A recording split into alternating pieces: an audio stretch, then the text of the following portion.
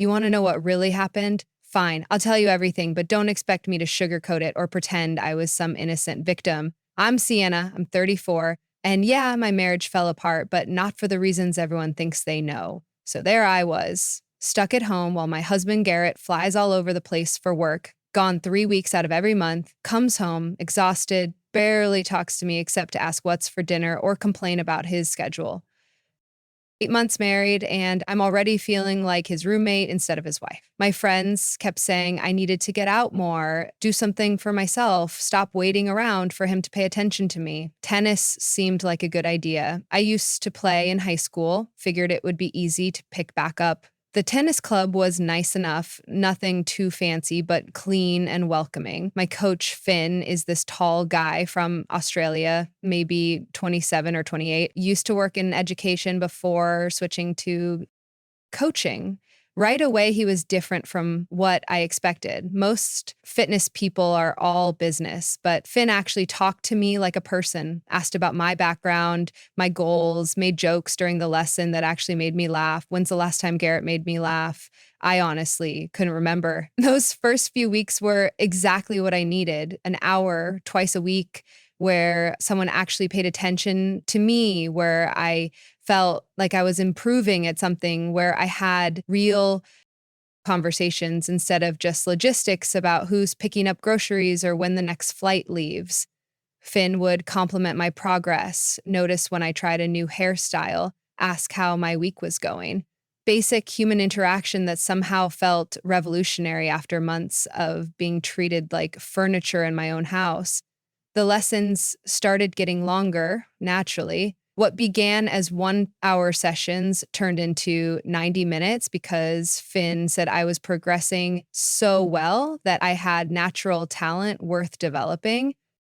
He'd suggest we work on specific techniques that required more time, and honestly, I wasn't complaining. Going home to an empty house after tennis just felt depressing, so why not stay longer and actually enjoy myself? Plus, Garrett was usually gone anyway, so it's not like anyone was waiting for me. Finn started asking about my personal life during water breaks. How long had Garrett and I been married? What was it like being with someone who traveled constantly, whether I got lonely?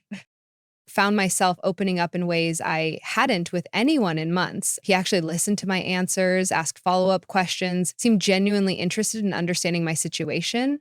Unlike Garrett, who would nod absently while checking his phone whenever I tried to talk about anything deeper than weekend plans.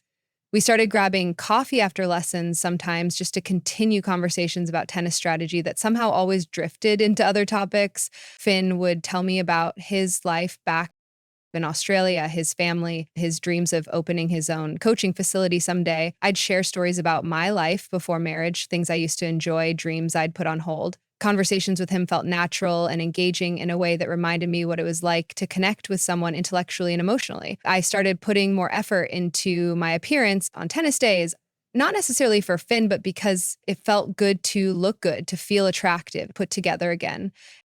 Garrett barely noticed what I wore anymore, but Finn would always comment if I looked nice, say the color suited me, notice if I'd done something different with my makeup, small acknowledgments that made me feel seen as a woman instead of just a wife going through the motions. The tennis club became my sanctuary, the place where I felt most like myself. I knew all the staff members, had my regular court times, felt comfortable and welcomed there. Finn and I developed inside jokes, shared looks when other members did ridiculous things, built the kind of easy rapport that takes most people months to develop. It felt natural and comfortable, like we'd known each other for years instead of just a few months. Our text conversations started innocently enough, questions about technique, scheduling confirmations, basic logistics, but gradually they became longer and more personal. Finn would ask how my day went. I'd tell him about whatever drama was happening with friends or how frustrated I was with Garrett being gone again. He always knew exactly what to say to make me feel better. Always had this way of making my problems seem manageable and my feelings valid. One afternoon, after a particularly good session, Finn suggested we celebrate with drinks instead of our usual coffee. I hesitated for maybe 2 seconds before agreeing. We went to this quiet bar near the tennis club, Nothing fancy, just somewhere to unwind and talk more freely. 2 drinks turned into 4, and I found myself telling Finn things I'd never shared with anyone. How isolated my marriage had become, how I felt like Garrett saw me as just another item on his to-do list rather than his partner. Finn was incredibly understanding and supportive. He told me I deserved better, that any man would be fortunate to have my attention and companionship. When he walked me to my car afterward, there was this moment where we just stood there looking at each other, and I could feel something shifting between us. Nothing happened. We just said goodnight, but I drove home with butterflies in my stomach that I hadn't felt in years. That night, Garrett called from whatever city he was in, going on about flight delays and difficult passengers. And all I could think was how Finn would never bore me with those kinds of mundane complaints. Finn cared about meaningful conversations, interesting topics, real connection, not just work drama and scheduling logistics. The contrast between the two men in my life was becoming impossible to ignore. Before I knew it, tennis had become a daily routine. Finn convinced me that if I was serious about improving, daily practice was essential for real progress. Made perfect sense to me. Why approach something halfway when you could commit fully and see real results? Besides, Garrett was gone for 2 weeks straight on some extended route. So, what else was I supposed to do with my time? Sit at home and watch television while waiting for him to remember he had a wife? Finn and I developed this wonderful daily routine where I'd arrive every morning at 10 o'clock. We'd train for 2 or 3 hours, then grab lunch and talk about everything and nothing. He was becoming my closest friend. Honestly, the only person in my life who really understood me. The other wives in my neighborhood just talked about their children or their husbands' careers, superficial topics that made me want to scream from boredom. Our conversations covered real subjects, deeper issues. Finn would ask about my dreams, what I wanted from life, whether I felt fulfilled in my current situation. These were questions Garrett never asked anymore, topics he seemed completely uninterested in exploring. Barrett made me feel intellectually stimulated in ways I'd forgotten were possible. The coaching itself was becoming more hands-on too. Vin would adjust my form by positioning my arms correctly, demonstrating proper swing mechanics through physical guidance, completely normal coaching techniques. But I'd be dishonest if I said I didn't notice how strong his hands were, how close he'd stand when explaining complex movements. Sometimes our eyes would meet for just a moment longer than necessary, and I'd feel this electricity that I definitely wasn't experiencing at home with Garrett.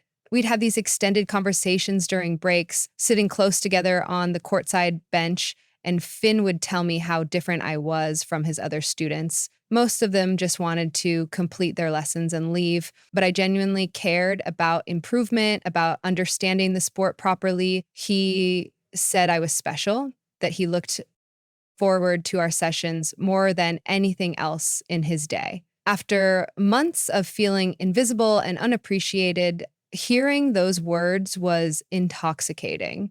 When Garrett finally returned from his trip, he barely asked about my tennis progress, just assumed everything was fine, gave me a quick kiss, hello, and immediately started sorting through his mail and checking work messages.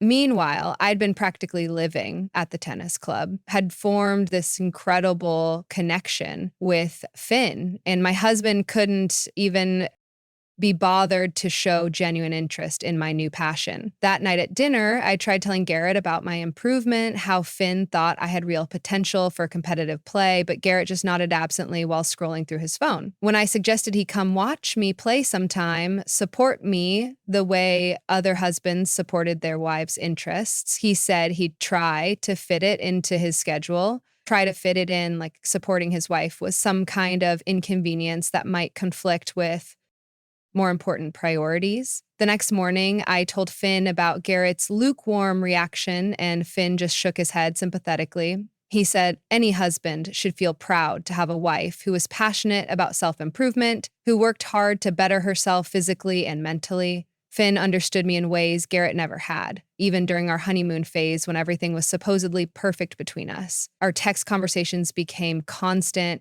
good morning messages, updates throughout the day, good night texts that sometimes continued for hours. Finn would send tennis tips, funny observations about other club members, thoughtful questions about how I was feeling. The attention was absolutely intoxicating. After months of being completely ignored by my own husband, I started anticipating Finn's messages more than Garrett's, obligatory calls from whatever city he happened to be working in. One afternoon, Finn suggested we practice serves at the outdoor court since all the indoor facilities were reserved. The setting felt more private and intimate somehow, away from the usual crowd of members and staff. When Finn positioned himself behind me to adjust my serving stance, I could smell his cologne, feel the warmth of his body close to mine.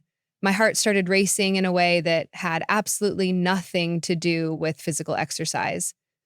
And when I turned around, Finn was looking at me with an intensity that made my knees feel weak. So Garrett comes home from another business trip, commercial, and suddenly he's full of questions about my tennis schedule. Like, where was this curiosity 3 months ago when I first started lessons? He's asking why I'm going every single day, why the sessions last so long, whether I really need that much professional instruction. I explained exactly what I'm telling you. Finn says, I have genuine talent, that daily practice is the only way to reach my potential, that the practice is my work in progress, that I need to reach my potential. But Garrett's looking at me like I'm being deceptive, which just shows how little he understands about athletic training and personal development. Then he drops this completely unreasonable demand. He wants to attend one of my lessons, just shows up and expects to be included in something that's mine, something I've built and developed without any input from him. I told him it wouldn't work because Finn tailor each session specifically to my skill level and learning style, and having a spectator would be distracting and counterproductive.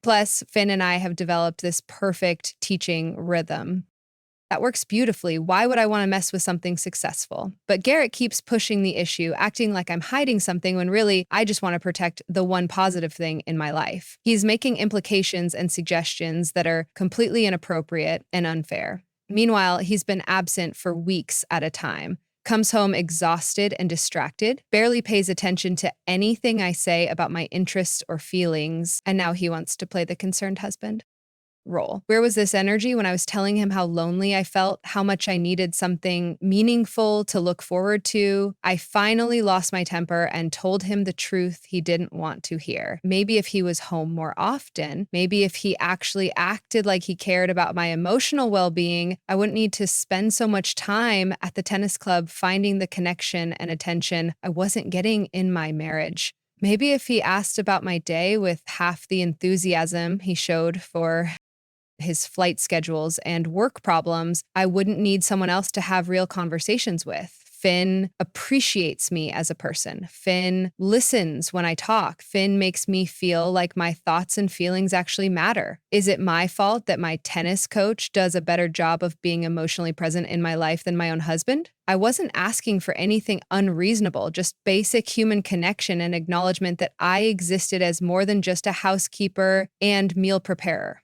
Garrett went completely silent, just staring at me like I'd physically attacked him. Then he starts this whole speech about how he works to support our lifestyle, how his career requires extensive travel, how I knew exactly what I was signing up for when I married him. Like, that's supposed to excuse years of emotional neglect and disengagement. He acts like providing financially is equivalent to being a real partner. Like, paying bills means he doesn't have to actually show up emotionally or invest in our relationship. I told him that money doesn't cure loneliness, and a house isn't a home when you're the only person in it most of the time. Material comfort doesn't replace emotional intimacy, and I didn't get married just to have someone fund my lifestyle while ignoring my actual needs as a human being. Then Garrett says something that really crossed the line. He asks if there's something I need to tell him about Finn. The accusation in his voice, the immediate assumption that I must be doing something inappropriate just because I'd found someone who actually valued my company and conversation. I told him he was being paranoid and jealous over absolutely nothing, that Finn is a consummate professional and I'm a married woman who respects her commitments. But honestly, the fact that Garrett immediately jumped to suspicion instead of trying to understand why I needed more emotional connection in my life just proved everything I'd been saying. He doesn't trust me. He doesn't really know me, and he certainly doesn't appreciate what I bring to our relationship. His first instinct was to blame me rather than examine his own behavior and contributions to our problems. After that argument, Garrett started monitoring me like I was some kind of criminal, asking detailed questions about my tennis schedule, wanting to know exactly when I'd be home, checking my phone when he thought I wasn't looking. The man who couldn't be bothered to ask about my day for months was suddenly acting like a private investigator. He even had the audacity to suggest I find a different coach. Like Finn was the problem, instead of Garrett's complete failure as an emotionally present husband. I told him absolutely not. Finn and I had built an incredible training relationship, and I wasn't about to throw that away because Garrett suddenly decided to care about my activities. The progress I'd made was directly related to Finn's coaching style and our personal connection. Why would I sabotage my own development to appease my husband's insecurities? The tension at home became absolutely unbearable. Garrett would make these passive aggressive comments about how much time I spent at the tennis club, how much the lessons were costing, whether I was really improving enough to justify daily coaching sessions. Meanwhile, Finn was being nothing but supportive, telling me how proud he was of my progress, how I was his most dedicated and talented student. The contrast was absolutely striking. My coach believed in me more than my own husband did. Things with Finn were intensifying in ways I couldn't ignore anymore. Our conversations had moved far beyond tennis technique and strategy. He'd shared details about his dreams and ambitions, his past relationships, how he'd never encountered anyone quite like me. I found myself confiding everything: my frustrations with Garrett, my fears about my marriage, my dreams of feeling truly alive and appreciated again. Finn understood me in ways Garrett never had, and the emotional connection we built felt more authentic than anything I had at home. One afternoon, after a particularly excellent lesson, Finn asked directly if I was happy in my marriage. No beating around the bush, no careful diplomacy, just a straightforward question that demanded an honest answer. I told him truthfully that I hadn't felt genuinely happy in a very long time, that Garrett and I had evolved into strangers who happened to share living space. Finn said he could see how unhappy I was, that I deserved so much more than a husband who treated me like an afterthought in my own life. When he reached out and touched my hand, I didn't pull away. The next few weeks felt like living a double life. At home, Garrett was watching my every move, questioning my schedule, making me feel like a prisoner in my own marriage. But with Finn, I felt free, appreciated, genuinely cared for in ways I'd almost forgotten were possible. We started meeting for coffee after lessons regularly, and our conversations became increasingly intimate and personal. Finn would tell me how beautiful I was, how any man would be incredibly fortunate to have me, how he couldn't understand why Garrett didn't treasure what he had right in front of him. These weren't just empty compliments, they felt genuine and heartfelt, backed up by months of real attention and emotional investment. Finally, Garrett presented me with an ultimatum. He said I had to choose: either quit tennis entirely and work on our marriage, or he was done with our relationship. Just like that, no discussion, no compromise, no acknowledgement of his role in creating our problems. He wanted me to give up the one thing that made me happy, the one person who actually understood and appreciated me, and return to being his lonely, ignored housewife. I actually laughed at the absurdity of it. I told him if he felt so threatened by my tennis coach that he needed to control my activities and friendships, then maybe our marriage was already beyond saving. I've said Finn had treated me better in 3 months than Garrett had managed in 3 years of marriage. That was apparently the final straw for Garrett. He said, if I valued my tennis coach more than my marriage, then I could figure out how to pay for those lessons myself, since he was done funding my hobby. He moved into the guest bedroom that night and barely spoke to me for days afterward. Honestly, the silence was preferable to his accusations and controlling behavior. At least when he wasn't talking, he wasn't making me feel guilty for finally finding some happiness and fulfillment. Finn noticed the change in my mood immediately and kept asking if everything was okay at home. His genuine concern for my well-being was so different from Garrett's angry demands, and ultimatums. Here was someone who actually cared about my emotional state, who wanted to help me through a difficult situation instead of making it worse with threats and manipulation. 3 months later, Garrett filed for divorce. He claimed irreconcilable differences in the paperwork. But really, it was because he couldn't handle that I'd found someone who actually appreciated me as a person. I moved out of our house and into a small apartment, thinking Finn and I could finally be together openly without all the sneaking around and guilt trips from Garrett. I was ready to start fresh with someone who truly understood me. Except things didn't unfold the way I'd imagined they would. Finn started acting differently after I left Garrett. Like suddenly, our connection wasn't as exciting or interesting anymore. He'd cancel lessons at the last minute, take much longer to respond to my text messages. And when I suggested we make our relationship official, he got all uncomfortable and said he needed time to think about things. Think about what exactly? We'd been building toward this moment for months, but then I discovered the real truth about Finn's character. He had been running the exact same routine with two other married students, the same intimate conversations, the same special attention, the same promises about their potential, and how different they were from his other clients. Apparently, I wasn't nearly as special as he'd made me feel. I was just another lonely housewife he could manipulate for attention, money, and ego validation. When I confronted him about his pattern of behavior, he had the absolute nerve to act like I was being dramatic and unreasonable, like our connection hadn't been real and meaningful.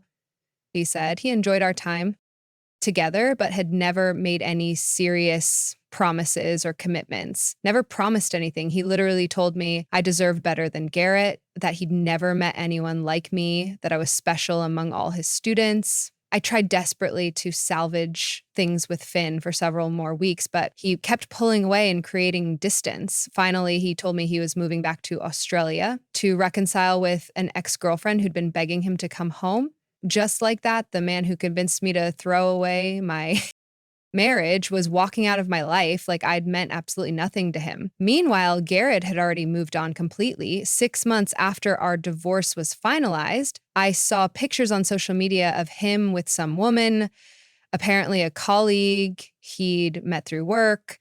She looked so happy and in love, exactly the way I used to look in our early relationship photos. The worst part was seeing how different Garrett appeared with her. Relaxed, genuinely smiling, present in a way he'd never been with me toward the end. They got engaged after dating for only 8 months. 8 months. It had taken him over 2 years to propose to me, and we'd been together much longer before marriage. Seeing them together made me realize that maybe the problem wasn't just Garrett's travel schedule or work demands. Maybe we simply weren't compatible in ways I'd refused to acknowledge. But by then, it was far too late to fix anything or try a different approach. I was alone in my tiny apartment. Finn was gone forever. And Garrett was building a beautiful life with someone who apparently inspired him to be the partner I'd always wanted him to be. My friends from the tennis club stopped including me in social events once Finn left town. Turns out they'd all known about his pattern with married students and had just felt sorry for me. The humiliation of being the last to know, of being seen as another naive victim, was absolutely crushing. Even the divorce settlement went badly for me. Since I'd been the one to leave the marriage and Garrett could prove I'd been having an inappropriate relationship with Finn, I received far less than I'd expected. I had to find employment for the first time in years, and the only positions I qualified for paid barely enough to cover rent on my small apartment. Looking back now, I don't regret leaving Garrett because our marriage was already dead and unsalvageable. But I absolutely hate that I trusted Finn so completely. Hate that I believed his lies about me being special and different. Mostly, I hate that Garrett found happiness so quickly and easily, while I'm still struggling to figure out what went wrong and how to rebuild my life. But it's not my fault that Finn turned out to be a manipulative player who preyed on vulnerable women. And it's not my fault that my marriage wasn't strong enough to survive when I finally found someone who seemed to appreciate me. Some people just aren't meant to be together, and some people aren't who they pretend to be. That's life. And now I have to deal with the consequences and try to move forward somehow.